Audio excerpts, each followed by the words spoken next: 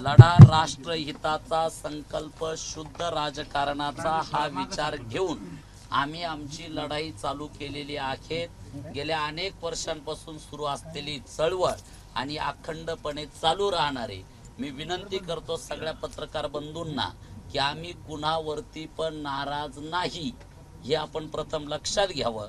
आम्ही कुणावरतीच नाराज नाही, बरोबर। आम्ही अत्यंत आनंदात आहे, आम्ही आमच्या विषयावरती अगदी ठाम आहेत। लढाई नाही आता डबल आलं उलट डबल आलं आम्हाला लढाईचं आणि जिंकायचं। दुसरं महत्वाचं जो विषय होता की 7 लोकसभा मतदारसंघात आपण उमेदवार देणार, आपल्या माहिती करता सांगून ठेवतो आम्ही प्रत्येक ठिकाणी आमच्या माणसांचे उमेदवारी अर्ज भरून ठेवलेले आहे। हे आपल्या माहिती करता आज आम्ही सांगतोय ते भरून ठेवलेले। बघू आता पुढच्या घडामोडी काय होत्या।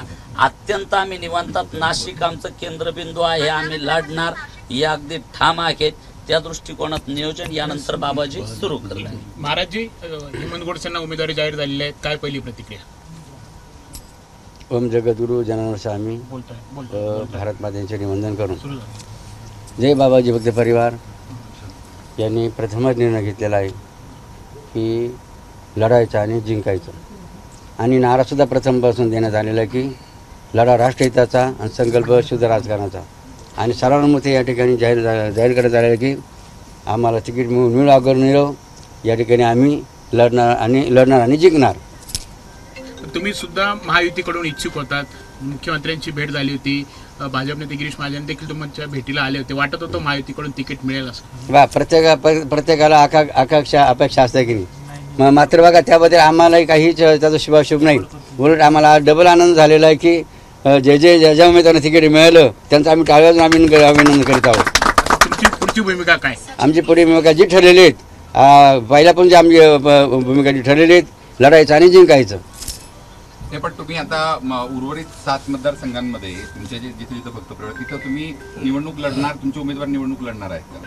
तर त्या संदर्भामध्ये आमची जे बाबाजी भक्त परिवार आणि जी कमिटी आम्ही त्या ठिकाणी बैठक घेऊन त्यानुसार त्या आम्ही निर्णय त्या ठिकाणी घेण्यात येणार आहेत। कुठे कुठे आपण फॉर्म भरले आहेत, कुठे कुठे आपले भक्त परिवार उभा राहणार आहेत? त्या ठिकाणी आम्ही संभाजीनगर येथे अपक्ष उमेदवाराचा अर्ज दिलेला आहेत, त्याचप्रमाणे इकडे शिर्डीला दिलेले आहेत, आणि इतर ठिकाणी आमची चर्चा चालू आहे।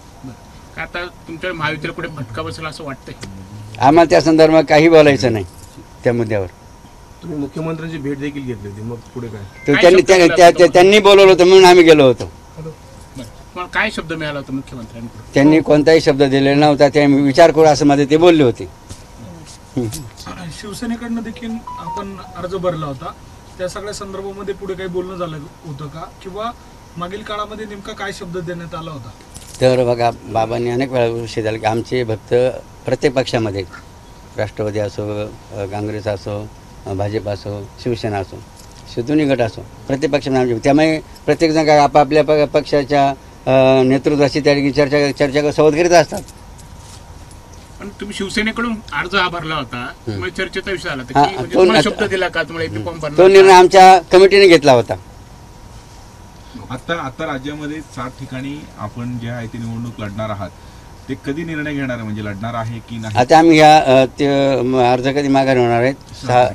3 तारखेला नाही, अर्ज माघारी 6 तारखेला चित्र स्पष्ट झाल्यानंतर, म्हणजे 7 तारखेला चित्र स्पष्ट होणार आहे की कोण कोण उमेदवार रिंगणात आहेत, आणि त्या दिवशी मी साधारण आम्ही 7 तारखेला आमचा निर्णय त्या ठिकाणी 6 तारीख आहे, पण बाकी मतदारसंघामध्ये ऑलरेडी 3 तारीख आहेत, काही ठिकाणी 4 तारीख आहेत अर्ज मागे घेण्यासंदर्भात। नाही, त्या ठिकाणी सुद्धा आम्ही 7 तारखेला संपूर्ण निर्णय घेणार आहेत, काय अडचण नाही आम्हाला। लढणार आहे की नाही नेमकं काय? कोणते लढणार आहेत? बाकी मतदारसंघात 7 लोकसभा मतदारसंघात जे आपण निवडणूक लढवण्याचा निर्णय घेतला होता आधी, तो आम्ही आमचे उमेदवार दिलेले आहेत आम्ही त्या ठिकाणी, तिकडे लढणार आहे? हा, तिकडे आमचे उमेदवार आहेत, त्यासाठी आम्ही ते उमेदवार जे आम्ही अर्ज भरले आहेत, तर त्या ठिकाणी आम्ही निर्णय घेणार नाही बैठकीमध्ये 3 तारखेला भरून ठेवले आणि 7 तारखेला निर्णय। हां, महायुतीचे नेते बोलले आहेत, आता दादा भुसे देखील म्हणतात पालकमंत्री, की आम्ही महाराजांना विनंती करू, आशीर्वाद घ्यायला जाऊ आणि विनंती करू की तुम्ही आम्हाला आशीर्वाद द्या, आमच्या पाठीशी साथ द्या म्हणून।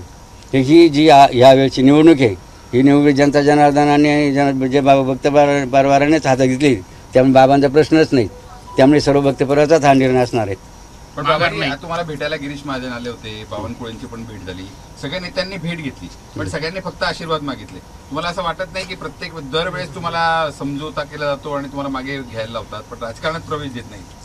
बघा, तो त्यांच्या विचारसरणीचा मुद्दा आहे. आम्हाला त्याच्यामध्ये काही शुभाशय वाटत नाही. कोणी कोणताही निर्णय घेऊ, आम्ही या ठिकाणी आम्ही सक्षम आहोत. आणि पहिल्यापासून आम्ही ठरवलं की जो दुसरा विसंबला त्याचा कारभार संपला. पण पहिल्यापासून आम्ही निर्णय घेतलेला आहे ठाम की आम्ही या वेळेला कोणी आम्हाला तिकीट द्यावं घर न देऊ, आम्ही याला लढणार आणि जिंकणार. महाविकास आघाडी महायुती दोन तगडे या नेत्यांचं आव्हान असणार आहे, तिथे कॅन्डिडेट असणार आहेत. आपल्याला किती विजयाची खात्री आहे? आमचा निर्णय ठाम आहे. तो त्यांचा मुद्दा आहे. ते मात्र आमची निवडणूक कोणत्या मुद्द्यावर चालणार आहेत? लढा राष्ट्रहिताचा आणि संघर्ष शुद्ध राजकारणाचा. या माध्यमात आम्ही काय आगळी वेगळी निवडणूक लढणार आहोत.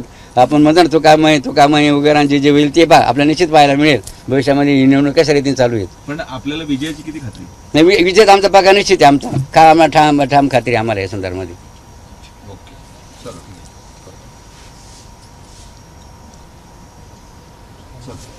झालं. बस. आज अनेक मुस्लिम बांधवांनी सुद्धा या ठिकाणी येऊन आमच्या भूमिकेचं समर्थन केलं आणि स्वतःहून ते आले. त्यांचं आपण स्वागत पूजन अगोदर केलं, म्हणून त्या सगळ्या बांधवांचं सुद्धा मी टाळी वाजवून अभिनंदन करतो. एबीपी माझा, उघडा डोळे बघा नीट.